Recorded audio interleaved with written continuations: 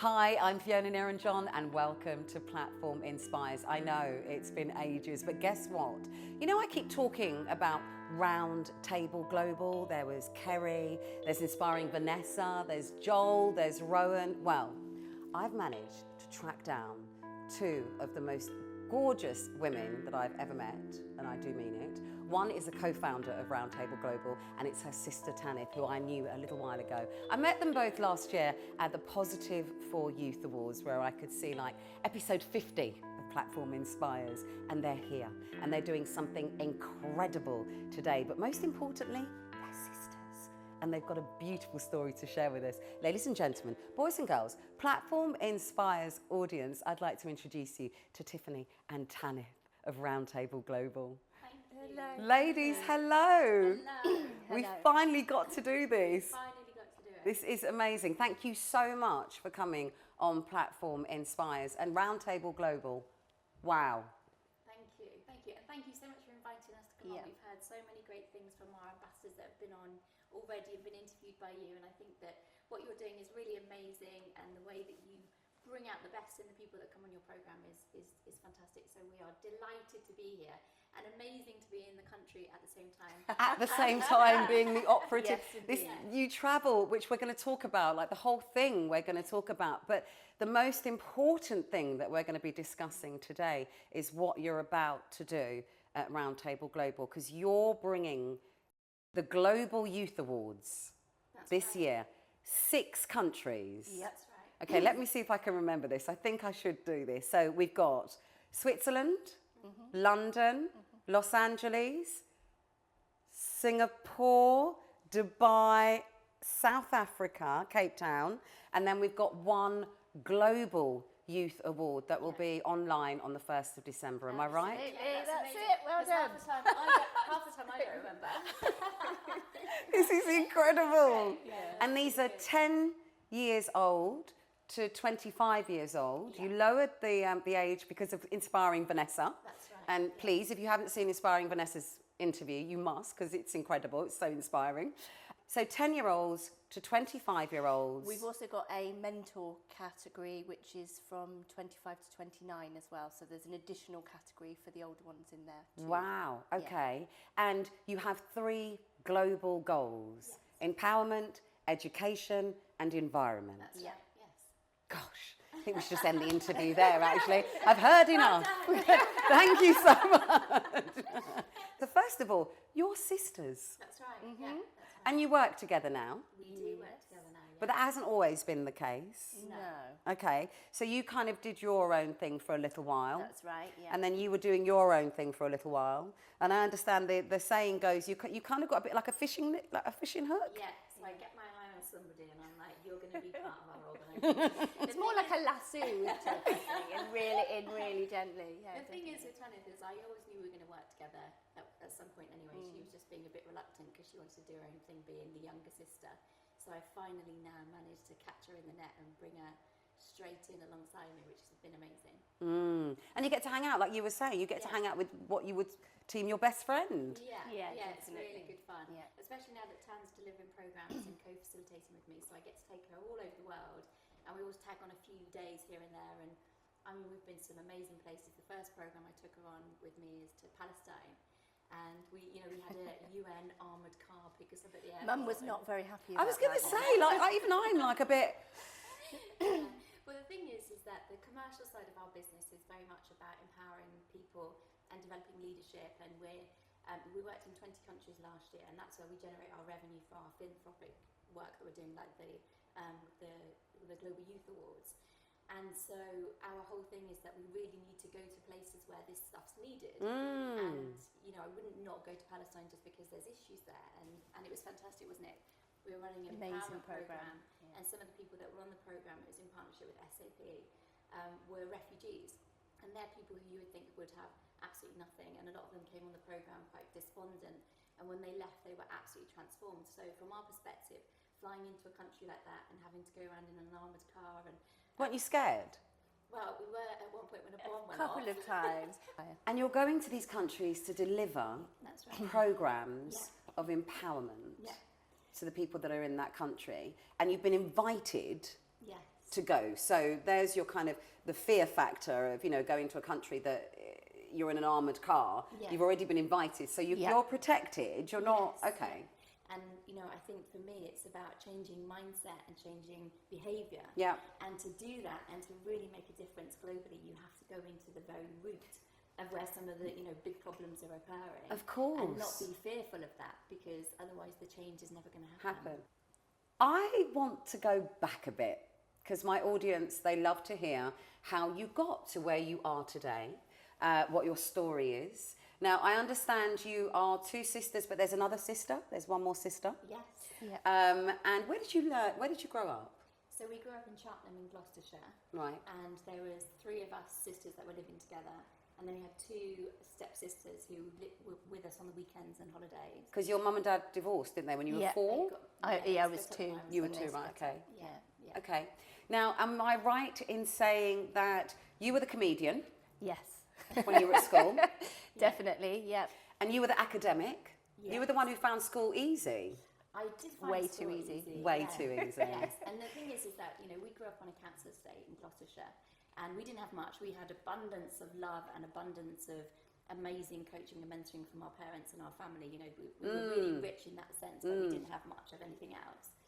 And so the school that we went to was quite a rough school, Right. and it definitely wasn't a place for people who excelled at academia. And because of this, you got bullied, didn't you? I did for quite a few years, but with the philosophies that we have in Roundtable and what my belief system is that I needed to go through that experience to become the person that I am today. Yeah. And everything that I've learned, you know, I believe that I'm very, very good at unlocking potential in people, in reading situations, in feeling people energetically because of that. So there's no part of me that would go back and change it. However, because of the parents that we had and how they taught us, I also realised at that time that they were bullying me because they were being taught at home that violence was a way of getting power and attention and domination and so on. Absolutely. But there's a little story that I want our audience to hear, because when you told me the story, I'm just hitting my microphone, sorry, I'm always hitting my microphone, that I just know that lots of people want to hear this story. So, you were bullied, you weren't bullied. Well, I would say there was bullying at the school all the time. Right. You were keeping ahead of the game. If you weren't being bullied, you were trying to keep your head above the water so that nothing happened. But certainly, I had a much easier ride of things than Tiff did. And can I just say something about that, because I think it's really core to the Roundtable philosophies, because a lot of times when we talk about bullying, we're talking about the bully and the victim. And, you know, our philosophy is very much that if you're in a victim space and you're saying, I was bullied, you're essentially saying that you're blaming the bully. So they are the ones that have done that to you. Now, my absolute belief system is that I was bullied and Tanith wasn't, because I needed to be. I needed that experience. And also what I was broadcasting out was insecurity. I didn't have a lot of confidence because I didn't quite fit into any of the groups, whereas Tam being a comedian, That was my she mask, fit into a and I group. could So, use you know, it when a as bully goes into a playground, they can't bully everybody when they look around. And, you know, I was definitely broadcasting out that I was quite vulnerable. And so that made it, you know... But you changed that vulnerability around one day, didn't you? Yeah. So I'm going to lead you into the story, and then I want to share the story. They're trying to take me away from the story. You have to hear the story. So you were off sick. So You were at home off sick. Yeah, so I had tonsillitis. Right, and you were at school. Yeah, and again, I was in a situation where I hadn't really experienced much in the way of bullying. I was on my way home from school, and there was a big group of predominantly girls that were following me home, and I felt slightly intimidated, so I guess like I was you would. giving off a signal of feeling intimidated, and they started throwing stones at me initially, which I just ignored. I carried on walking, and then they started name calling and saying things about my mum, my family, you know, anything to try and get a response from me, because they weren't getting what they wanted initially. And of course, I tried to not react and respond to it as you do. But how old are you in this moment? Oh God, how old was I? You would have been about 13. Yeah, Okay. I think So so. at 13 years old, actually all you want to do is get home and be safe. And so I kind of sped up a little bit, and as I got closer and closer to home, of course, you feel the safety and Of course. the warmth of home approaching, and so I could feel the tears falling down my face. And I ran in through the front door, and Tiff was on the sofa. I think you had chicken pox or something like No, that. I had didn't you? tonsillitis. Oh, it's tonsillitis. Yeah.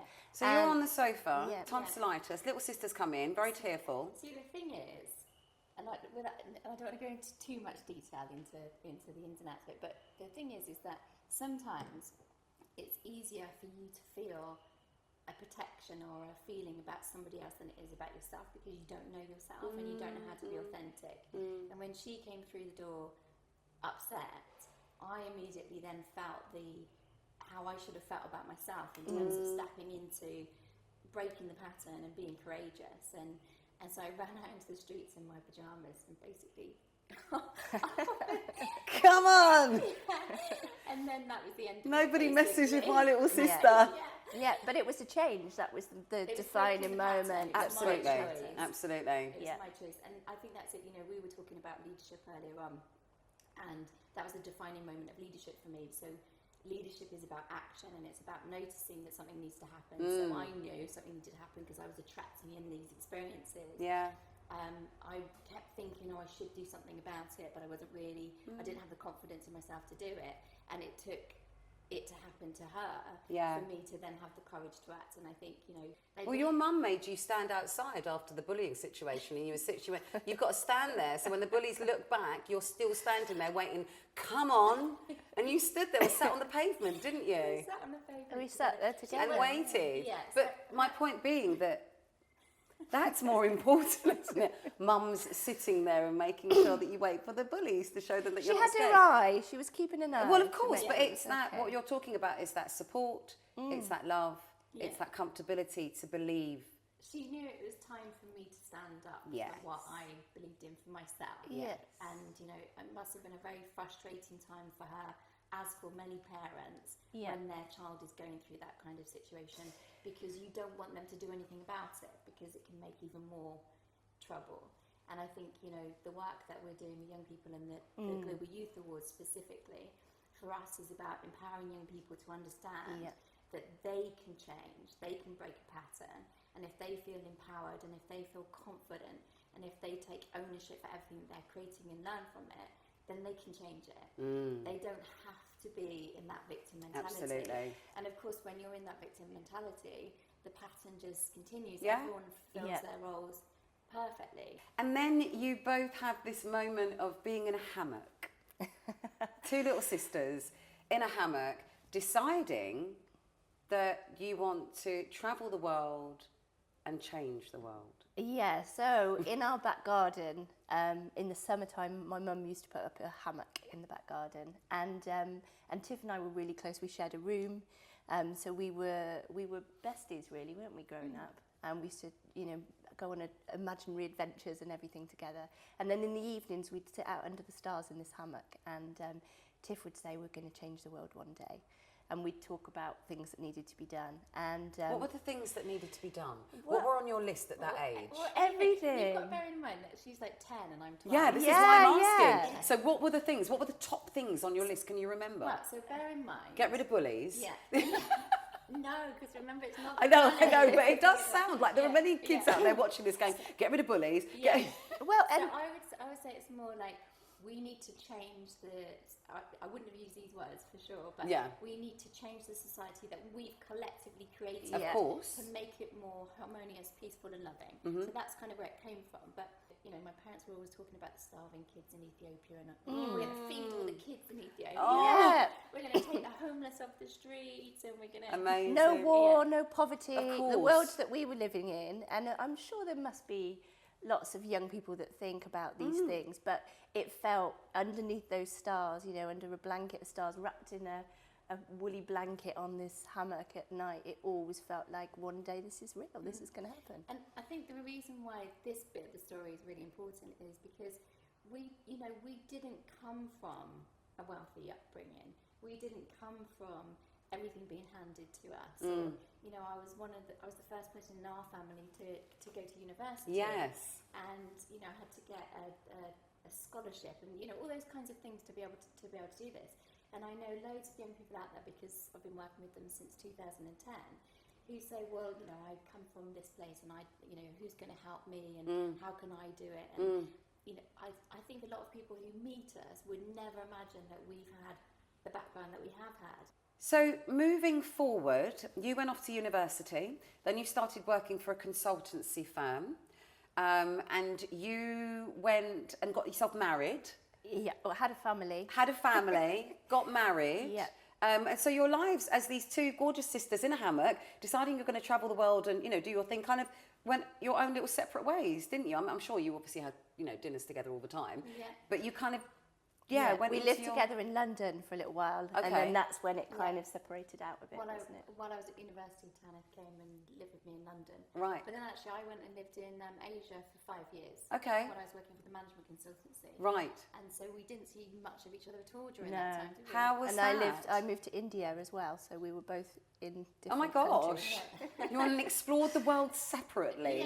It's fine though, because you come back now, so you're okay. Yeah, that's right. So I want to talk about you raising children, and I think you said that you were, I think the quote you said was enriching your life while raising your children. Yeah. I loved that.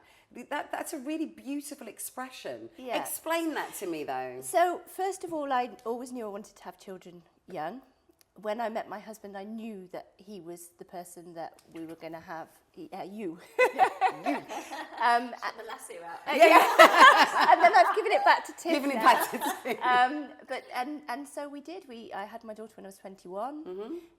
When she Who's gorgeous, by the way. Yes, she is. And when she was just 3 years old, we moved to India. Wow. And I was pregnant with my son out there as well. So they had a few years of their lives over there. Tell me about the Builder book. Okay, so I decided to give my years when the kids were, before they started school, to them. So I stayed home with them. I very selfishly didn't want anybody else to see them. It's not selfish. Roll over or walk or crawl or anything for the first time. Those were for me. Yeah. So I had those moments. And then when my son started school, actually Erin and I'd written a story about our cat. And Erin had done the illustrations for them. Okay. And we sent them off, and it came back as a published book, like a little Mr. Man Love book. it. And she was delighted. She was thrilled to bits. And how old was she at this She point? was 8. Right, okay. And so it got me thinking about education and creativity. And I said, you know, there's something in this. What about the opportunity to make every child an author? You know, what an amazing thing. And so I came up with a concept which was basically where we would go into schools, we'd run a workshop, they would write the pages of the book and then illustrate them themselves. And then we would take them and we would deliver these books back to them. And it was amazing. We created, hundreds of authors. And all these kids are walking around going, I'm an author. Yeah. I've got my own book. Yeah. At like, what, 8, 9, 10 years old? Initially it was between 7 and 11. Amazing. But we had a couple of 4 and 5-year-olds that attended. Stunning. Yes. That's beautiful. And in the meantime, you're working for this consultancy and you're creating empowerment courses. Am I right? Yes. I was spending a lot of time in Japan, and the Prime Minister had come out with this ambition of increasing the number of female leaders 30% by 2020. And I was really concerned about that because I thought it would be a quota and loads of female leaders would be put into position but without the culture changing. And of course, if you've got a very masculine culture and then you put very feminine females into leadership roles, it's going to be really difficult. Yeah. So I decided that I wanted to build a really different program, one that was more holistic, the one that would affect change in the culture, but would also affect change in the individual. A pivotal moment in my life was delivering the first ever program for that particular program with my 3 co-founders. In a temple in Tokyo in our socks, because we had to do shoes off, with these amazing women. And we were all talking about being authentic and being the best versions of ourselves. And I just had this real moment of understanding that I wasn't actually living an authentic life and I wasn't very happy where I was. Oh, wow. And that was the switch for me. That's when I decided that I needed to walk away from everything, really. So the relationship I was in, my house, resigned from my job, and I asked the people that had co-created the program with me, Dennis, Charlotte and Zoe, if they wanted to set up a company with me, and that's where Roundtable comes from. How did you come up with the name? So the name actually sort of came to us before we even knew that we were going to create the organisation. And Okay. we were with a group of really lovely friends in a pub having a drink Like you one do. day. Yeah. Like we are. That's right. And one of my really good friends, Carly Wilford, who's a DJ and a presenter, she used to live here with me. She came to the table with a round of drinks and she sat down and we all looked at each other and she went, "This is the new round table." And that's where it came from, really. And for me, it's got so much symbolism, the main thing being that there is no hierarchy. And you have 3 global goals: Yeah. empowerment, education, Yeah, and environment. right. How did you come up with those? What was the, and I say that, a lot of people might be looking and going, well, it's quite easy, isn't there? Those are things that we need in life. But actually, how did you? Yeah, and actually it wasn't. So as an organisation, the 4 of us who co-founded at the beginning sat down and we said, we want to create a new paradigm of business. So we don't want a strategy because we feel like a strategy would be limiting. We also want to bring 3 generations in. So we want to listen to what everybody has to say in terms of what we need to do. And we want our entire focus to be how we can make change happen in this world. Not change the world, but change the people. Of and course. how the people are Of in course. the world.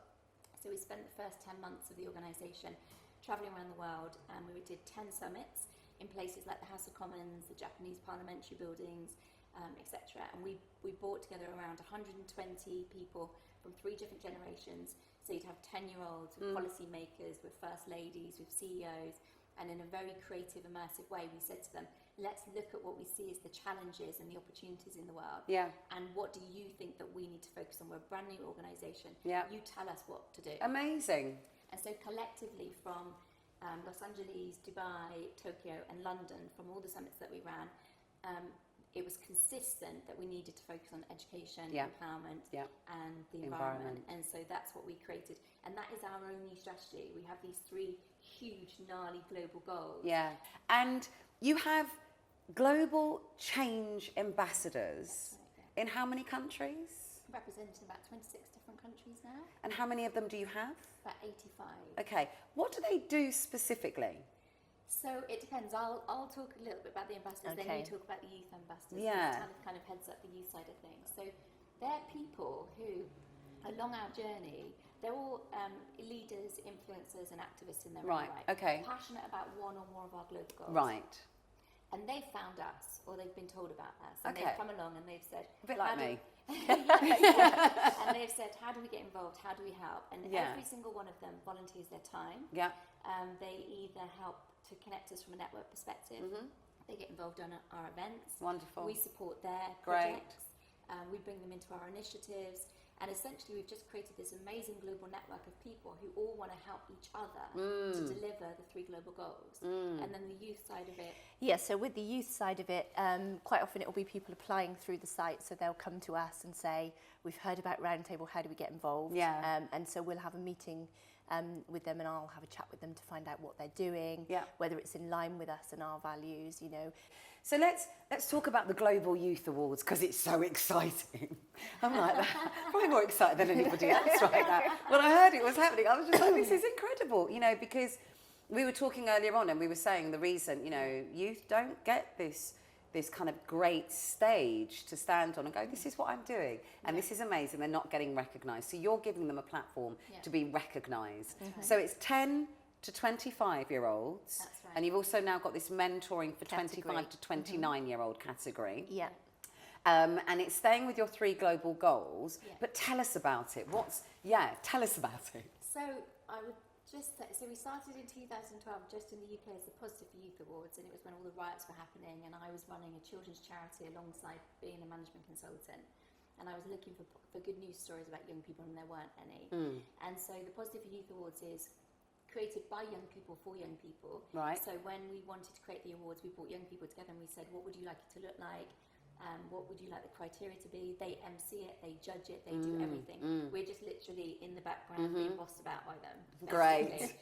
And it's about raising awareness of all the amazing things that they're doing, but it's also about providing them with support and coaching and mentoring. And a lot of them are doing projects that are aiming towards the United Nations Sustainable Development Goals.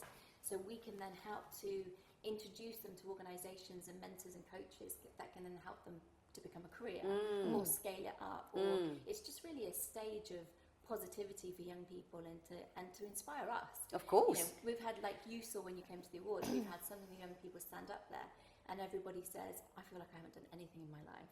And this person's 10 years old or something like that. You know, the amazing things they're doing. This is really inspiring. Who inspires you? Wow. Well, I would say that the first people to inspire me have been my parents, because obviously, you know, with everything that we've said today, they're the ones that have created what you see sit in front of you right now. I've had some great mentors in the jobs that I've worked in along the way. And then I would say the person who inspires me the most at the moment is my partner, Dennis. His way of thinking, his curiosity, his way of looking at the world, the fact that he's constantly challenging himself and questioning what he believes to be true. And, you know, he's taken 7 years, hopefully not much longer, but 7 years to write this amazing book that I think is going to actually transform the way that humans live together. Amazing. So for me, that's my massive inspiration. And you, Tanith?